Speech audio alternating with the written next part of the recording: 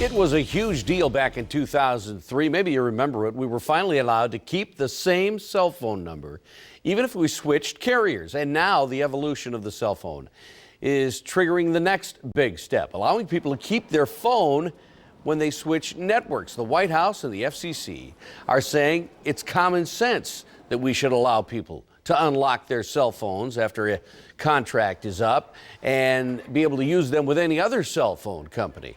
And to let us know what this means for all of us is Julio Ojeda-Zapata, the tech writer for the Pioneer Press. Julio, as always, thanks for joining us. Many people don't know about the unlock feature. Can you first explain why phones are locked and why people can't use their same phone if they switch carriers? Well, typically when a phone is locked, you can only use it with the service that came with the phone. If you unlock the phone, you can pull the SIM card out and put in a SIM card from another carrier, assuming the two carriers have similar technologies. But it gives you some flexibility. Like, for instance, I wanted to give my wife a phone to use in South America when she was traveling down there, and that would have involved unlocking the phone, pulling the US SIM out, and then she would find a SIM card to use in South America that was compatible with the phone. You can't do that if the phone is locked. Okay. Well, you know, a lot of people think that the cell phone companies are going to be up in arms because they were able to lock people into these contracts. But there are many companies like AT&T who are saying this isn't a big deal. They'll unlock your device if your contract is up. All you have to do is ask. So is it a matter of public awareness now, or do laws still need to be changed because AT&T isn't just going to offer up that information if you're going to be leaving them? Yeah, you're exactly right. It's not something that the carriers are eager to do. If you ask them, they will. But the tricky thing is you can't do it yourself. If you do it yourself, you're breaking the law. As the law stands right now, you could pay $500,000 and spend 5 years in jail, theoretically.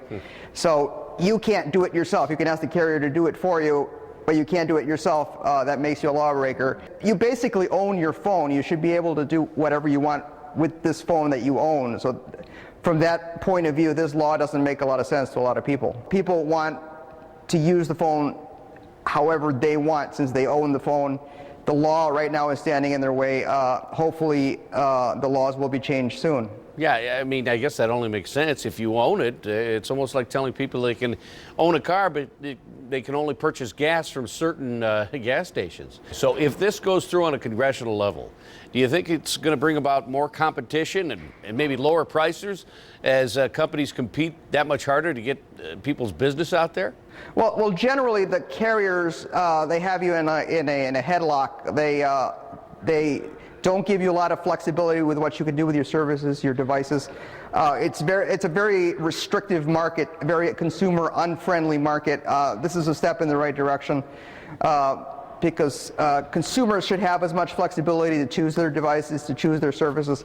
Right now in the United States, it's a lot more difficult to do that than, say, in England and so forth. How long do you think it'll take before this is passed through and people are able to take advantage of it? Well, you know how the federal government moves very quickly, so it'll be no time at all. That's what I was afraid of. Well, we'll see where it goes. I know a lot of people are anxious to be able to at least escape from the situation they're in. Julio Ojeda-Zapata, great info as always, and thanks so much for your time. No problem.